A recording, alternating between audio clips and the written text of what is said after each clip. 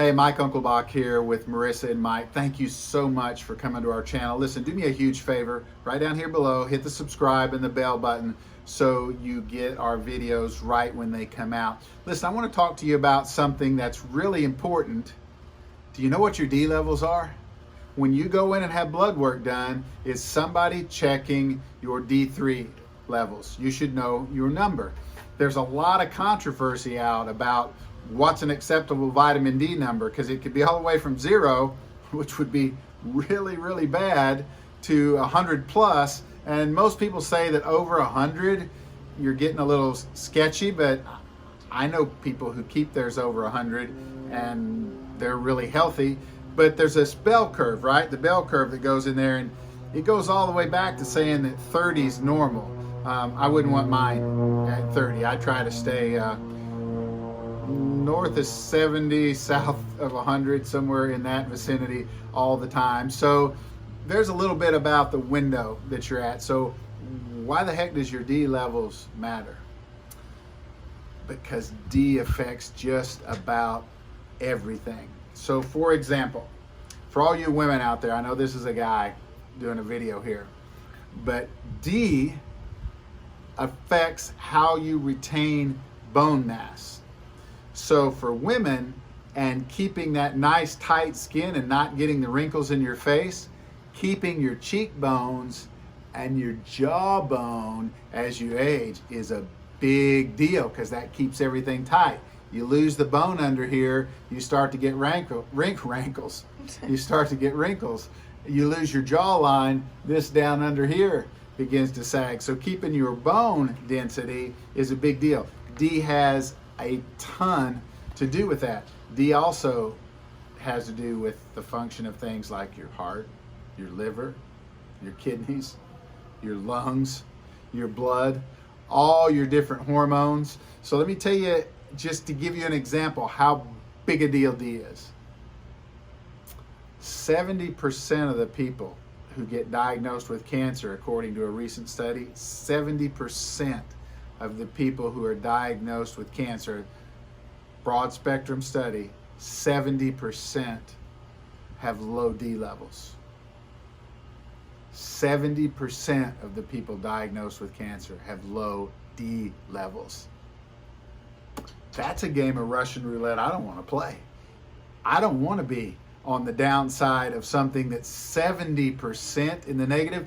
That's just one thing. But for males, D is a hormone. Your testosterone, your growth hormone, all those things that are going on, if your D's down, it affects the other thing. With women, same thing.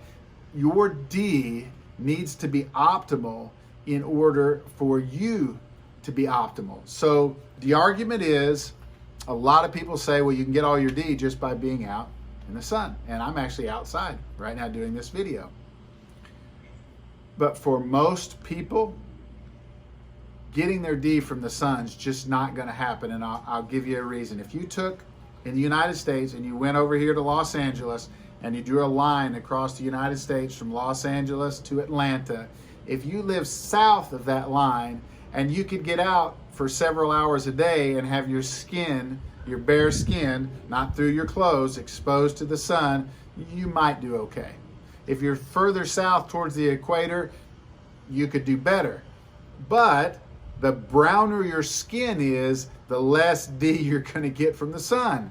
So the tanner you get, the browner you are, the less D you're going to get, the more likely you might actually need to supplement in order to get your D levels to the level they are. Now then, what happens if you live north of that line between Los Angeles and Atlanta? Well, you have more winter, you're inside more, but I'll tell you what, most of the people I coach and work with, they work inside anyway. They're inside most of the time. How many of you get out and take 3 or 4 sun walks during the day? Get out, and if you did go outside and get up from your job, how much of your skin is actually going to be exposed to the sun? So I do a lot of Facebook Lives where I go out and do vitamin D walks. I'm not going to do it here, but I take my shirt off, I take my glasses off, because if you're going to go out and get vitamin D from the sun, if you put your polarized glasses on, it's not getting into your eyes, which is what it needs to do. Now, you can still wear a ball cap. You don't need to look at the sun, but having the ability for the sun to bounce off things and go in through your eyes is a huge factor in how much D you actually absorb. Now then, there are some technical things about D. Not only do you need D3, which by the way, there's a good time to segue into this. A lot of people end up getting prescription for D. And quite often that prescription is D2. D2 doesn't absorb near as well as D3, and they're giving you a 50,000 unit prescription D2, but here's the other thing. You can only absorb about 1,200 units a day. Now you might have to take 5,000 to absorb 1,200, but the key with D is being consistent over a long period of time, but there's more. So the multivitamin that I take every day, ID Nutrition, I've got it queued up here, but my little packet, it's got my name on it there, that has my D in it, also has this pill in here called cofactors. D has 5 cofactors, and if you're not getting the cofactors, you may have a harder time absorbing it. One of them is vitamin K. We'll do another video just about cofactors and where to get them, but you could, use Dr. Google and go Google the cofactors. So I'll put a link in here to help you with that. So getting D exclusively from the sun is going to be very difficult for most people. I strongly recommend that you look at supplementing. It's an easy blood draw to find out what your D levels are, and if your doc's doing any other kind of blood work, adding D to that is a piece of cake, but you should know your D numbers a couple of times a year, and if they're down below 50, I'd want mine, me personally, I'd want mine up above that. I think you'll find that you'll feel better. I also use D as antiviral, as kind of a protection device. So if I'm going to fly, if I'm going to get on an airplane in that metal tube of a petri dish, especially with what's going on right now, I take 20 to 40,000 units of D all at once on days I'm going to fly. Now that's just me personally, but I want that extra bad guy fighter in my body, and that's what vitamin D does.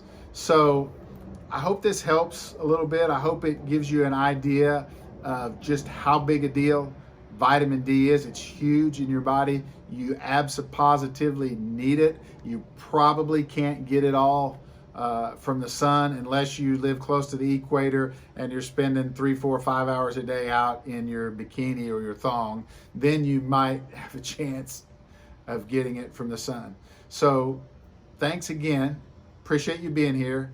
If you haven't already, hit the subscribe button, hit the little bell so you get our videos. Let us know whether you found the information useful or not. If you have questions or comments, please comment down below. You can also find Marissa and me on Facebook at Marissa and Mike, and on Instagram and on Twitter.